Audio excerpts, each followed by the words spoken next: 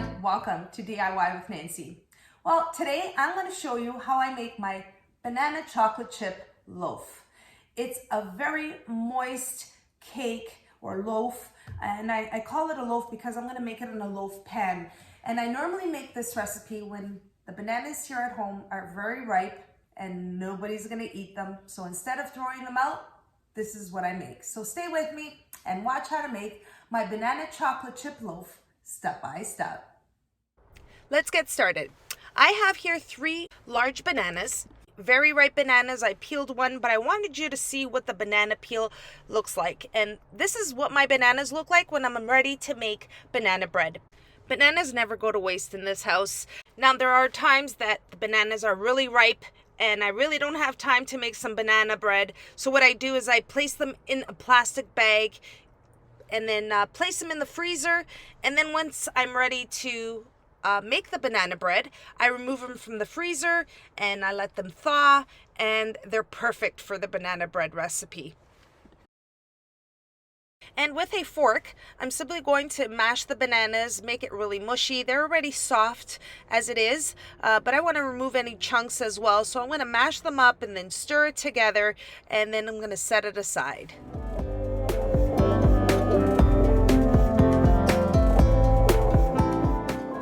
Okay, my bananas are all mashed up. I'm going to set it aside and move on to the next step. For this next step, I'm going to use my stand mixer, and if you don't have a stand mixer, you can use a handheld mixer. I'm going to start off with a 1/4 cup of granulated sugar and a 1/4 cup of brown sugar. And then I'm going to also add 1/2 cup of unsalted butter at room temperature. I've added the whisk attachment to the mixer, and I'm going to place it on high speed and let both sugars and butter come to a creamy mixture. Now my butter and sugar mixture has been mixing for about a minute. Now using a spatula, I like to stop it and just scrape down the sides and the bottom of the bowl just to make sure that the mixture is all incorporated, and I'm going to place it back on high speed and let it mix for another minute. Okay, I've had my sugar and butter mixing for about 2 minutes. It becomes a very light and fluffy mixture. And this is the texture you're looking for. It's perfect. And now at this point, I'm going to place the mixing attachment back on, and I'm ready to slowly add the balance of the ingredients. So I'm going to place the mixer on a low speed. And at this point, I'm going to add 2 large eggs, and I'm going to add them slowly. Just make sure they're incorporated. And now I'm ready to add the signature ingredient to this recipe, which is the mashed bananas. So I'm going to place that into the mixture. And now I'm going to add 1 teaspoon of vanilla extract. Place that in the mixture. Let the mixer go for another 15 seconds. I'm going to just place it on high speed, and we'll move on to the next step.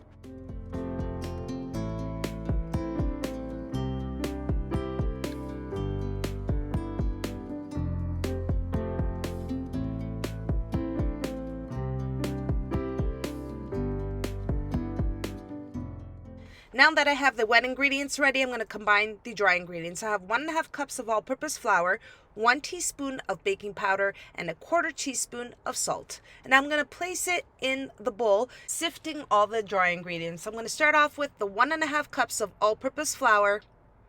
And I have here next 1 teaspoon of baking powder, and make sure it's all in there, and a 1/4 teaspoon of salt. Now let's just get all the dry ingredients sifted into the bowl. And once I have all the ingredients sifted in, I'm just going to combine it with the wet ingredients. Now before I add the dry ingredients, I just want to give the wet ingredients a good stir. That's where the banana mixture is. And I want to just make sure it's all combined. There's nothing stuck at the bottom. I have a habit of doing this, but I want to make sure it's well combined. And now what I'm going to do is pour the dry ingredients into the bowl, and I'm going to fold in the dry ingredients, and I'm just going to use my spatula to do that. So I'm going to do a gentle fold it into the batter, and once it's all combined, I'm ready to move on to the next step.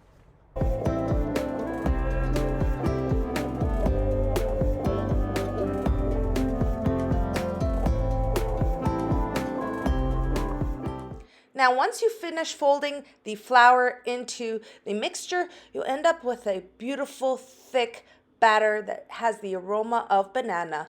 Now, let's get ready to add the last ingredient. Now, for the last ingredient, I have here 3/4 cups of semi-sweet chocolate chips plus 1 tablespoon. And the tablespoon I'm going to pour right on top of the batter once it's in the cake pan.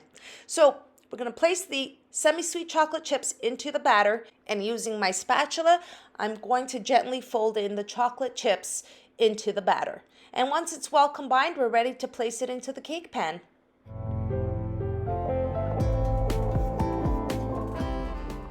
Moving on to the next step.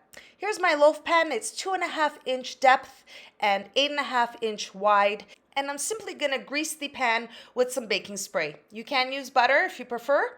I'm gonna place it on the bottom and the sides to avoid my banana loaf from sticking to the pan. Now I'm just going to take the batter, which is right here, and I'm going to simply just pour it into the pan.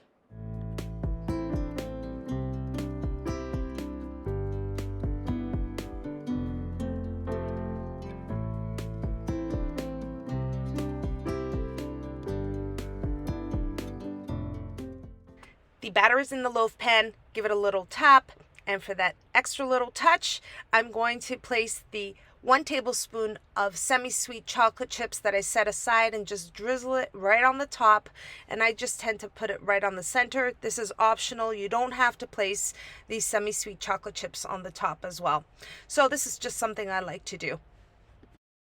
For the last step, it's ready to go into the oven. I have my oven preheated to 350 degrees Fahrenheit, and I'm going to bake it for 55 minutes.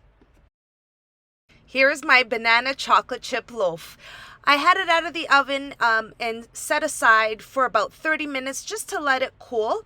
And now I'm just going to remove it out of the cake pan. I wanted you to take a quick look at it. That nice, beautiful color with the chocolate chips in the center. Oh, I can't wait to cut into this and show you how moist this cake is. It is still a little warm. Normally, I would let it cool completely. It's been set aside for about 30 minutes, but I want you to take a look and see what it looks like inside. It's a very moist cake.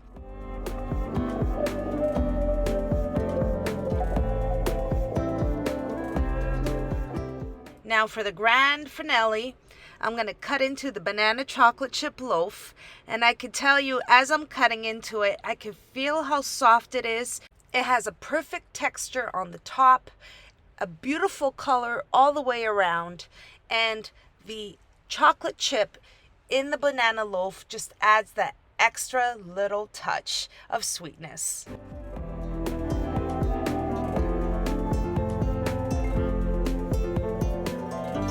Here's a perfect banana chocolate chip loaf slice. It's soft and moist. It's got the perfect amount of chocolate chips. Look at that. And just to break into it, and that aroma of the banana, so good. And I'm going to taste it. I'm just going to break it apart. You don't need a fork for this. So moist and delicious. The perfect treat. Okay everyone, you now have my banana chocolate chip loaf recipe. It's so easy to make, really. As you can see, it can be prepared and put together within 10 minutes. It's such a moist cake. Now I just want to give you a couple tips. Now I want to show you these bananas. These are the way that everybody here at home likes to eat the bananas, yellow and a little bit of green. As soon as those little dark spots come onto these bananas, nobody eats them. They just sit there. But let's say you do want to make a banana chocolate chip cake or loaf and your bananas aren't ripe. What I would do is place it in a paper bag or a Ziploc bag just like this. You just place them in there, seal it, and leave it on the counter or set aside for 24 to 48 hours, and they will brown and become a very ripe banana. So that's just a little tip. Now, the cake or the loaf in itself, it's so moist. I added chocolate chips. You don't have to but it's so soft and oh, it's moist. I can't really, oh, it's still warm. The banana flavor with the chocolate. Who doesn't like chocolate, right? Such a moist cake. And I can guarantee you, within 24 hours, this loaf of banana chocolate chip will be done. I hope you all enjoy the recipe. And if you did, don't forget to like and subscribe. And until next time, everyone, thanks so much for watching. Take care.